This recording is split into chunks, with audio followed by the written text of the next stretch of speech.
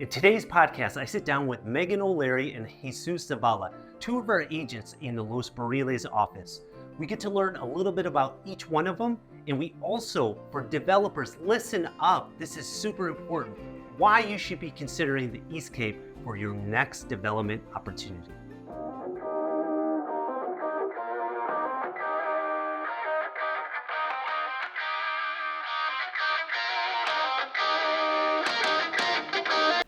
All right, so thanks for coming, guys. Thanks for having us. Thank you for having us. Megan O'Leary and Jesus Zavala here, not in Los Barriles. You're out of our Los Barriles office, but we're actually where? We're in El Cardonal right now. Yeah, at Las Terrazas. And this is a small little boutique hotel and restaurant. It's the first thing you see as you come into town. It's a great little restaurant, perfect rooms with a pool. It's where people stay when they come up here. So ladies first, Megan, you are a longtime resident here in the East Cape. Yeah, in Los Barriles. I've been here for 20 years. Yeah, had raised a family here, worked here, lived here. This is where I call home. And I know your dad from years ago because he used to sell real estate. He did, yeah, back when it was the wild, wild west of real estate. Was he always selling out of the East Cape or? All East Cape. Oh, okay. Yeah, because I only knew him East Cape, but I thought a lot of times people start in Cabo San Lucas, in San Jose. He bought in Los Barriles, 34 years ago now, more or less, and started selling real estate shortly after that. It was mostly raw land back then, kicking the dirt. But you came here over 20 years ago as a young adult? I was 15 years old. 15 years old, and you come here and you finished, high school? Well, I hadn't finished high school yet. It was coming down on vacation with my parents when they had bought and started to build their home. And then after that, after I graduated from college, my parents moved down here. And so I would visit them during college breaks. Yeah. And when did you decide hey, I'm going to call this home now? Well, I decided once I learned to kite surf, actually. Okay. Yes. And that was when I was 21 years old. Yeah. And what's interesting is that brought you here permanently. It did. And was that your first business in town? That was my first business in town, one of a few. Yes. So tell everyone what that business is. So that's Exoticite Kiteboarding, and it's the premier kiteboarding school in town. We've been open for, 20 years now, over 20 years. My husband and I run it, and it's just a lot of fun. It's building stoke. People come down, they want to get on the water, they want to get out of the wind, so we teach them how to harness that by riding on the waves using a kite. Yeah. That's awesome. Yeah. And supposedly I'm going to be a student of your school. I hope so. We're trying to talk you into it. Yeah, we'll have you sign all the waivers. But that's not the only business you have. The next business that you got into was? The next business that we got into was home care, property management, and vacation rentals. Okay. Mm-hmm. And then after that, an eco boutique. So I own Salt and Cotton Eco Boutique in Los Barriles, where I curate a collection of sustainably designed clothing from all over Mexico. And a few from around the world, but mostly Mexico. I work with designers hand in hand in this. And in fact, your store is right next to our office. Yeah, very convenient. Yes. Very cool. Very cool. And when did you get into real estate? So I got into real estate 2.5 years ago. You may know better than I do now. And I wasn't really sure, what I wanted to do, but I knew that real estate was it. I had worked, at Exoticite during that time. And in 1 year, no less than 15 people had purchased property around Los Barriles. And I thought, well, why would I not be their go-to? These are people that trust me already. We already have a rapport. I know the place. I've lived here for 20 years. And I didn't really know what it was going to be like for me. The first 6 months, I felt like I hit my stride. And now I absolutely love it. And obviously working for Ronival it doesn't have to be obvious, but working for Ronival is one of the best parts of it, so yeah. Very cool. Well, it's a pleasure, and it's very cool to see how quickly you've ascended in your real estate career. Yeah. I think that has to do with being entrepreneurial, being coming here for a long time and knowing the areas. And you mentioned rapport. That's a big, big part of selling real estate. Yeah.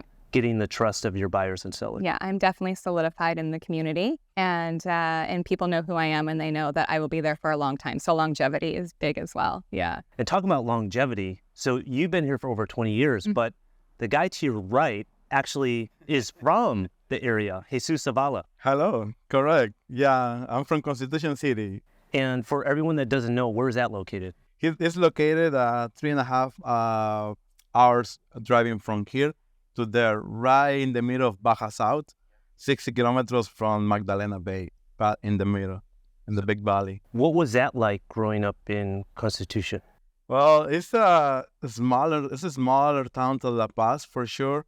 But we have all the amenities we can need, like schools, supermarkets, parks, and all that. So we had no beach, but the life was very tranquila, and but yes, I had a pretty good memories there. I did middle school, high school there. My family is there, and. So what brought you from there to Los Barriles? That's a good question.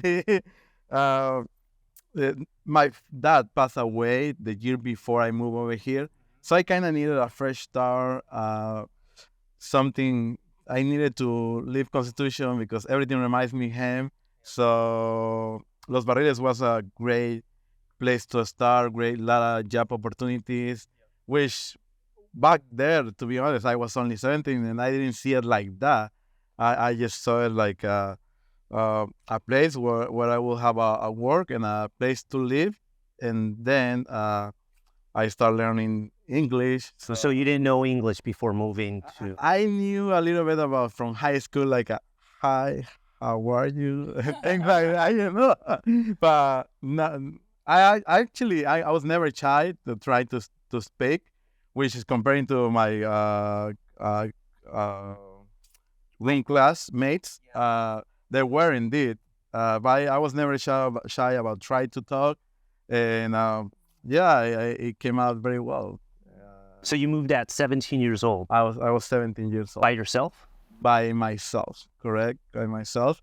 I already had a place to work. I started working at the Hotel Verdugo's Hotel.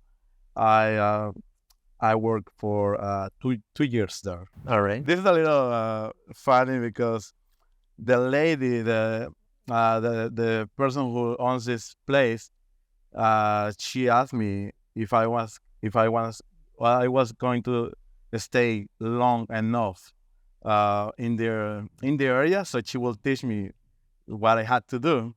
Otherwise, she won't even bother to teach me. My natural answer, of course, it was, yes, I will. On my mind, I was like, I think I'm going to be gone by the weekend. Yeah.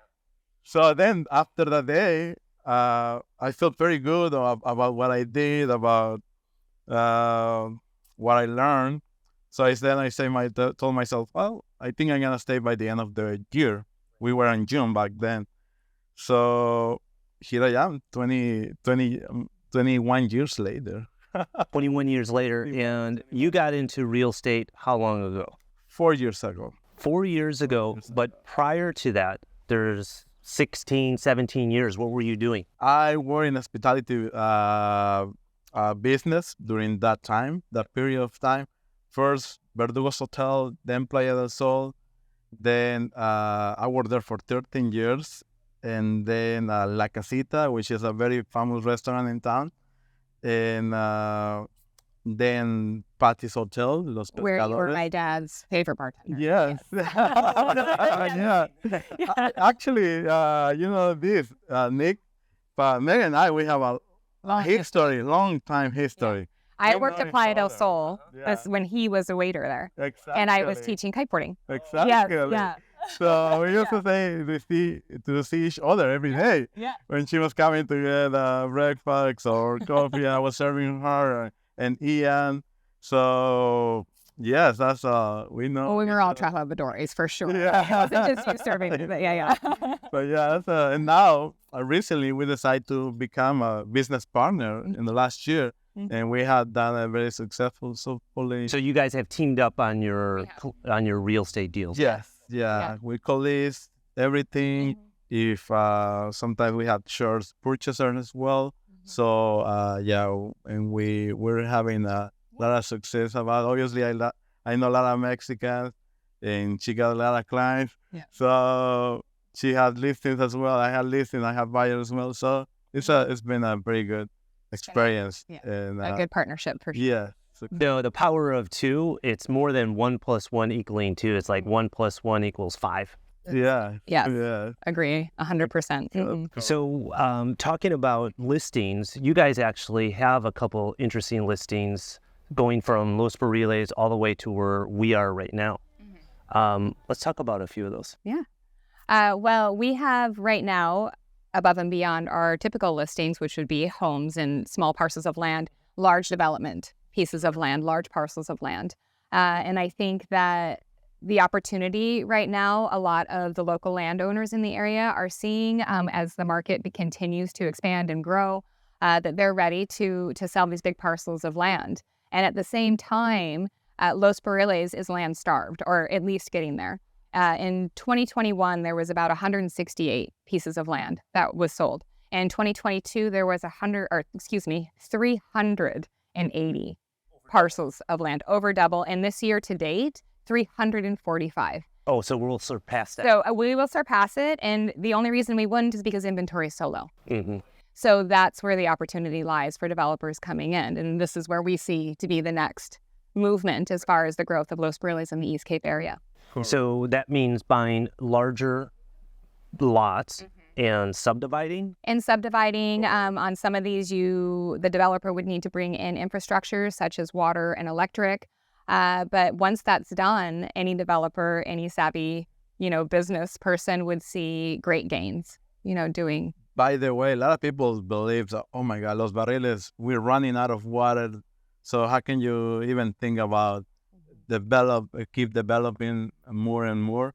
But we have had meetings with the authorities, SAPA, and they have told us that Los Barriles has enough water to provide everybody, and then with organic growing for the next 50 years. 50. 50, Yeah. Correct. Yeah. And the only what's going on right now is the infrastructure. Right. At the beginning, across the outside of town, whatever pipes they put, they are very narrow and they're not enough anymore. So that major issue is the infrastructure, which currently there is a group of people trying to which we're part of as well. Which we are part of to sort out that and to put bigger pipes, newer piping. Exactly. Yes, bigger bombs. To accommodate the growth of the town. It's happened so quickly, I would say over the past 8 years, maybe, that everybody's trying to catch up at this point. And people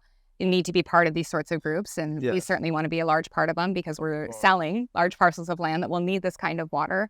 But I don't think the growth is going to stop. I don't see it. It started in Cabo, right, and it just naturally progressed to the East Cape and along the Pacific. And we hear more and more from the Los Barriles, long-term residents, is that it's getting too crowded. And we just had a recent conversation with a local here in El Cardonal, like the fear of that happening. But where we are located right now, it's still pretty undeveloped. Yes. Still very quiet. In fact, when I came to meet you guys, I was very stressed out because on Google Maps, I had the location of where to meet, but there was no internet. There's no cell phone. So I stopped here and, hey, sis was already here. And I was like, what? This is my place to come whenever I need internet. This is, and I'm in El Cardonal, Las Terrazas. Yeah. And they always treat me so well. They're really nice place. So. And they have internet. And they have internet, most important. So some of these big parcels, what are these parcels that you have listed for sale? They are in the paradise north of Los Barriles and all the way to El Cardonal, indeed, some of them. We call this stretch Paradise Coast, which is some of these beaches are rocky beaches. A lot of others are white sandy beaches, but they offer a great views to the ocean, and they is ready to be developed. And and to echo what you're saying, it's virtually undeveloped here. Compared to if we were to look at the Golden 5 Miles, which is south of Los Barriles. La Rivera to Los Barriles, more or less? Nope, La Ribera all the way down to Lighthouse Point is what we would call the Golden 5 miles. That's Rancho Leonero to Lighthouse Point. And what happened there in that 5-mile stretch in the last few years? I mean, everything is sold. And, you can see the developments, Las Lomas 1, Las Lomas 2, they were sold in probably 18 months. Beachfront, which 4, 5, 6 years ago, correct me if I'm wrong, was going for $180,000. Under 200. Yeah, is now going for $600,000. In fact, Jesus and I just sold a beachfront parcel out in that area, 1,500 square meters, in 3 days. And what was the price? Overpriced, right? We can't say yet. We can say yes. It'll be published in the next few months, but it was like a record. It was a record. Absolutely. I mean, I was talking to Didi Bacon, which is another experienced colleague of us, one of the more experienced agents in the office, and she told us that she had never seen that before, like a bidding war, like a multiple offers, and the minimum offer was a full price offer to purchase, and I mean, it's not that we priced it too low. No, that was the going price. That was the current price. Yeah, in but the market. Inventory is The lack of in the inventory that will make this going so high. That's right. The prices. So that's why we see this opportunity. Pushing further north Exactly. of Los Barriles. And so spare me the labor, give me the baby, give me one of those examples, one of those properties where a developer could really sink their teeth into what, starting in Los Barriles or just north. Oh, well, I would love to talk about Central Cardonal. Central Cardonal is 1 hectare of land, 75 meters of beachfront, white sandy beaches, and it's right on the paved road. There is no dirt roads, there is anything. It already has power in the area, already have city water in the area as well. So to develop this one, it won't take too much money, and the profit will be exponential. Right. If we were to look at the beachfront pricing, and that could be subdivided potentially into 3 half-acre beachfront lots, plus 3/4 an acre more behind, you would see a return on your investment immediately if you were to resell those. But alternatively, there's option to develop condos or build your dream home. But as far as developing goes, the money's there. You can see the math. Jesus, before we started recording, you were pulling the papers on this property, and it's actually zoned where you could build 25 units. 25 units. Right? So if you decided to go the condo route, we calculated that they could be large condos, like 2,000 square feet or larger, and that would be a product type that doesn't exist in the market. No. No condos on the beach. Nothing. Even in Los Barriles. Nope. Right? And so, and even going south of Los Barriles for that matter, right? There's nothing.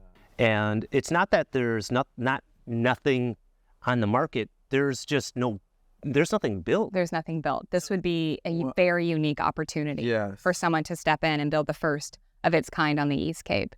If it were a modest 2-bedroom, 2-bathroom, 1,500 square feet, what do you think something like that would sell for on the beach in El Cardonal? I would say around $500,000. Okay. Conservative? Okay. And that is a price that you can't even get close to in Cabo. I could say that.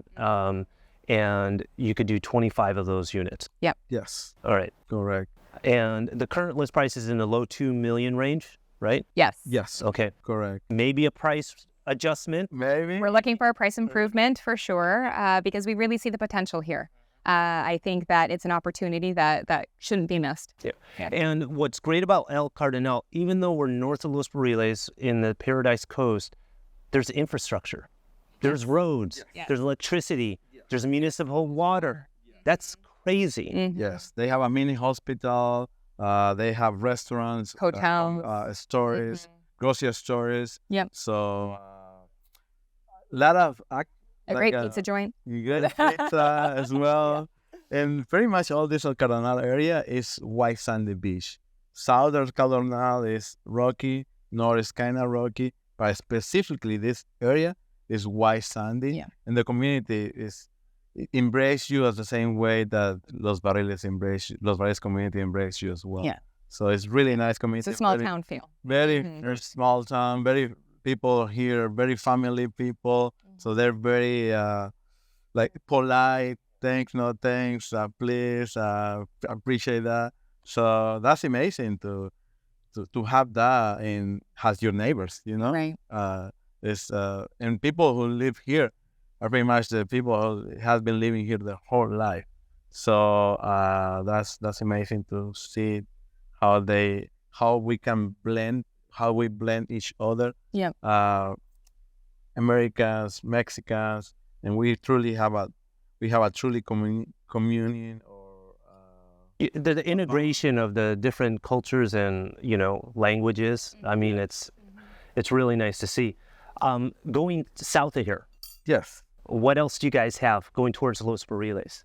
So in Los Barriles, we have 3 different large parcels, and they're very close to what's already developed. So it wouldn't take much just to kind of expand that development. One in particular that I want to talk about is Predio Monte Cristo. And that particular development is actually off a paved road, the road that we took to get here, but in Los Barriles, just a little bit further north, across the street from an already established development called Las Brisas. Yeah. And that one is an upscale development, I would say, and it's directly across the road. So very easy to pull water and power across. In fact, I think that legwork has actually already been done as far as the plans to have that happen.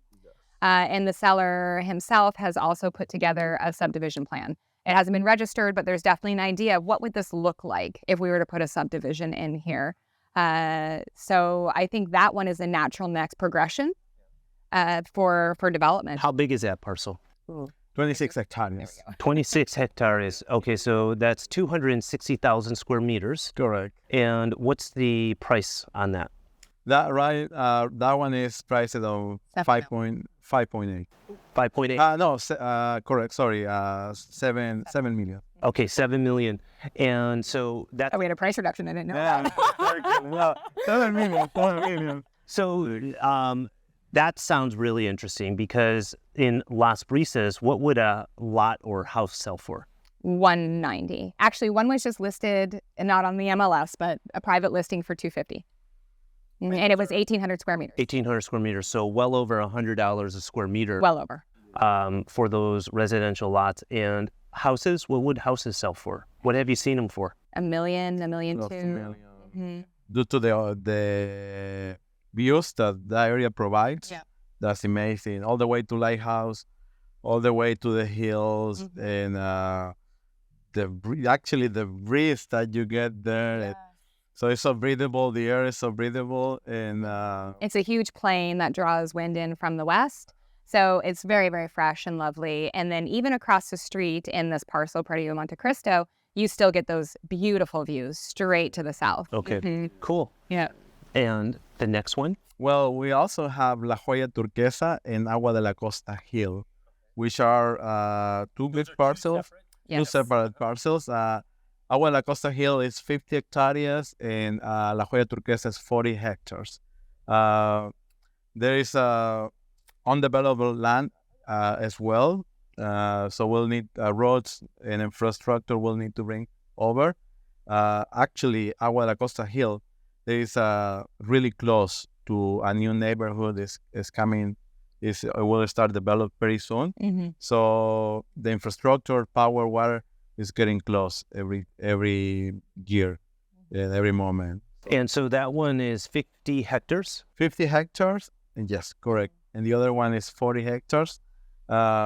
We have made just a very, very conservative projection about if you develop only 50% of the land, you will have 80 lots with a half an acre size, 80 lots, which at value of almost 20 millions in the current market situation.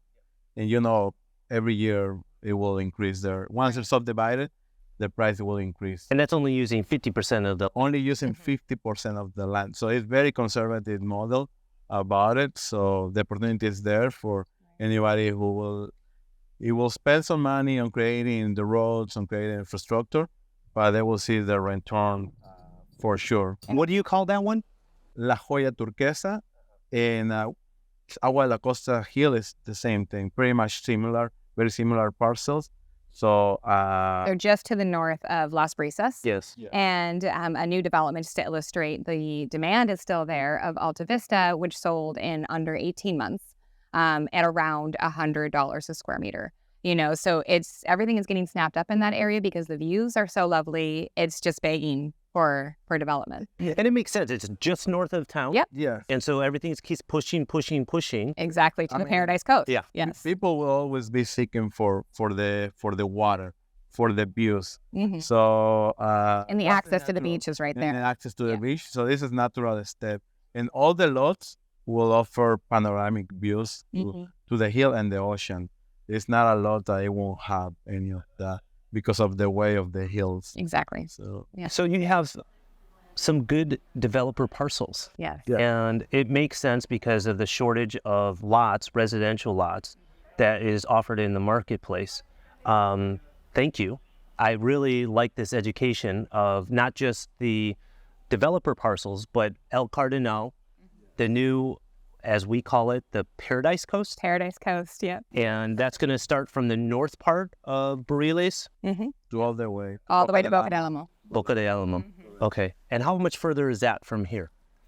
It's 15 minutes driving. 15 minutes driving? Thinking like 10 to 15 miles. Yes. More or less. Is that going to be a paved road or? It's not a paved road. It's a dirt road. It's a dirt road, maintained, Mhm. but still, if you want your car to be okay, you don't want to speed up too much. Yeah. So Take your time. actually, that's right. It's very enjoyable because you're looking at the ocean and you're looking at the hills, Mhm. and I mean, you really want to enjoy that. You don't want to speed up that. It's just out of curiosity, like the water here, safe to get into? Oh, absolutely. Yes. Yeah, I've snorkeled around here, stand-up paddleboarded around here, and it's absolutely lovely. Turquoise waters, generally flat. It's pulled back a little bit. You don't get big waves coming in here. So easy entrance for sure. Yeah, Fantastic. it's gorgeous. Hey, if you want to come to El Cardinal, you want to be introduced to this Paradise Coast, these are the two. Megan, Jesus, thank you very much. Thank you. Thank you, Nick. And until the next one, bye for now. Thanks for listening to this episode of the Nick Fong Podcast. Make sure you subscribe to the podcast and the YouTube channel at youtube.com/Ronaval Real Estate and follow Nick on Instagram at NickFong_Ronaval. Ready to find your Baja dream home? Check out the latest property listings at ronaval.com or findmexicohouses.com. Hasta luego.